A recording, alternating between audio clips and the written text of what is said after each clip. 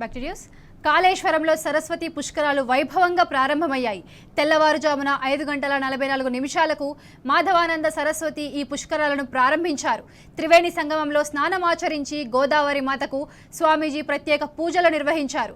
మంత్రి శ్రీధర్ బాబు, దేవాదాయ శాఖ ప్రిన్సిపల్ సెక్రటరీ శైలజ రామయ్యర్ దంపతులు, జిల్లా collector Rahul Sharma, MLA Gandra Satyanarayana Rao, high court న్యాయమూర్తి సురపల్లి నంద పుణ్యస్నానాలు ఆచరించారు. అనంతరం త్రివేణి సంగమం విఐపి ఘాట్ వద్ద ఏర్పాటు చేసిన సరస్వతి మాత విగ్రహం వద్ద గణపతి పూజతో సరస్వతి పుష్కరాలు ప్రారంభమయ్యాయి.